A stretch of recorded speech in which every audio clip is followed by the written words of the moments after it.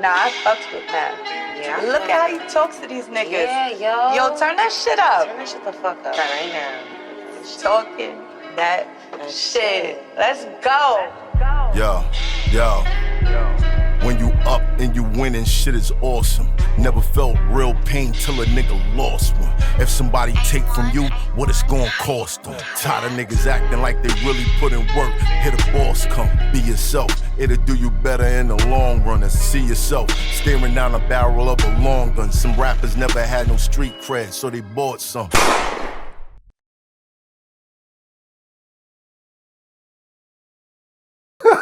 Dykeman is a nice place, especially during the summertime. Oh yes, very nice. Now, very nice place. If you know, you know. If you know, you know. And you know, I will bring everything that Flashing back. incredible. Yo, He's still in Dykeman. I am. You know how many times I had to, bust a move to Vermilion because the line wasn't right. You know what I'm saying? Yeah. I gotta go over to Vermilion and find somebody. Find somebody new over there. You know what I mean? Like, it's crazy. But Dykeman, man. But everything I learned from doing the train ride and learning different neighborhoods and different boroughs, I took it back to Brooklyn. And then one day, one of my favorite rappers was KRS-One.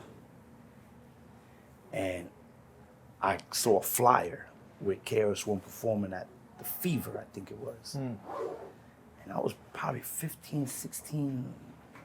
I couldn't get into clubs, nothing like that. So I met a promoter that was putting out flyers. I was like, yo, bro, I want to see him perform. I'll put flyers out for you, whatever. You put out the flyers. And then one day I was like, I don't want to get paid. I just want to see KRS-One perform. Oh, but I can't get, come on, man, there's a way. He was like, well, how you gonna get up here? You live in Brooklyn. I'll find my way. Don't worry about it. Yeah. I got it. Before Uber, yo. For Uber. And what happened? So I lived in the first floor. And my brother right here, Dean, I lived on the first floor. So I remember it was the night. I told my mother good night. Went to my room. I told my brothers, shut the fuck up. Don't say shit. I'll be back by 4 o'clock. We had bunk beds. I took some pillows. Made it look like you was asleep. I did that before too. And I went, opened the window, I bounced. Right. I made sure I had tokens. Got on the train. You don't know nothing about that. Made my way to the Bronx. Got there, yo, I'm here. Snuck me in through the secret passage. But the only thing they told me was you gotta make sure you stay right here. You don't move from here, you don't go nowhere. And as soon as the performance is over, you gotta go. No problem. And I started watching KRS-One perform for the first time. I'm like, happy, little Spanish kid, man. Right. You singing the records, everything. Everything. What did he perform? What records? The Bridge is Over, all that stuff. But it wasn't the show that changed my life. What changed my life was there was an MC next to a DJ. And the MC was moving the crowd. And I saw how he was doing it. And he kept telling the crowd, throw your hands in the air and wave it like you just don't care. And I was like, and I was like, wow, I like what he does, man. And I saw the DJ doing his thing. And actually, that was the first time I started seeing myself as an MC. Shout out to Rakim. You know what I'm saying? And of course, I went home. I still got caught. Still got my ass beaten. So hold on, break that down. You get to the window. I get to the window. I go back. I saw everybody was still sleeping. I was good, but a neighbor ratted me out because she was in the window and it was like, "Oh, we saw your son." 4 in the morning. 4 in the That is the neighbors on our old block. Back in the days. Back in the days. Neighborhood watch. Neighborhood. 4 in the morning. That's how it was, son. So you talking about the era where not just your parents could whoop your ass, but friends of your parents. I'm Yes. fighting you Right. back. My mother Yes. and my they knew they couldn't play that with me. You know what I'm saying? Crazy. That's why you kept getting kicked out of high But school. here's the worst part, because I would tell my mom, "Who told you? I ain't telling you who told." And then the next following day, they beat you up, right? I told your mother. I'd have been like, "That's enough." You know? But it was worth the beating, because that's when I started realizing how much I started to love, you know, Hip hop. and I started to love what they were doing in these clubs.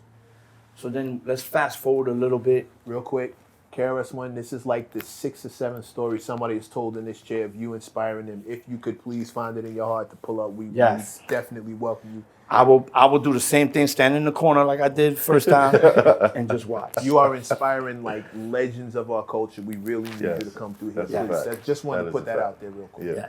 And let's fast forward a little bit now. We're like my junior, senior year of high school.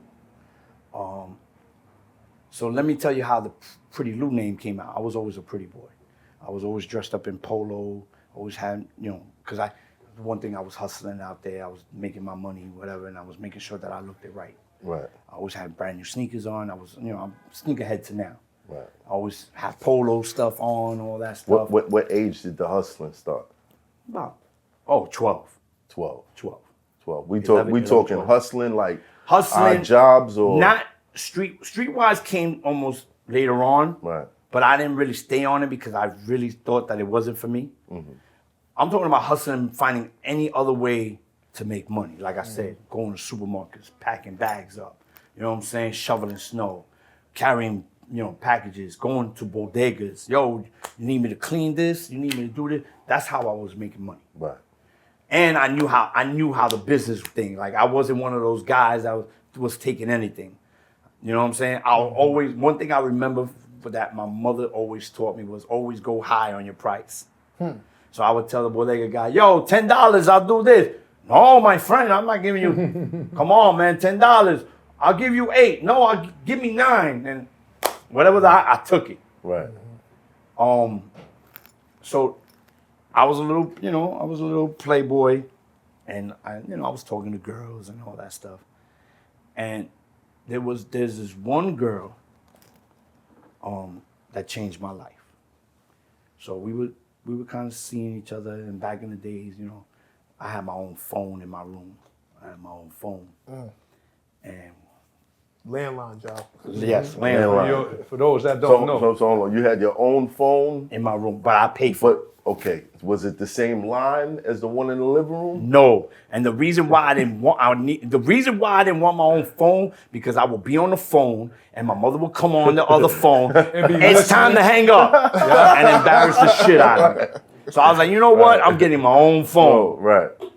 and I'm on the phone with this girl, and we're talking, and I saw it was getting late. I was like, listen, it's getting late. We'll talk tomorrow in school when I see you. And she was like, all right, cool, and I hung up. My phone rings again, and I pick up, and it's her. I'm like, didn't we just hang up? She goes, I just called to tell you one thing. I was like, what? She goes, I just wanted to tell you that you have one of the greatest voice on the phone. And I was like, huh? I was like, all right. So I started getting even more sexy on the phone. put his Barry White Started voice putting on. the Barry White. You know. You'll never find.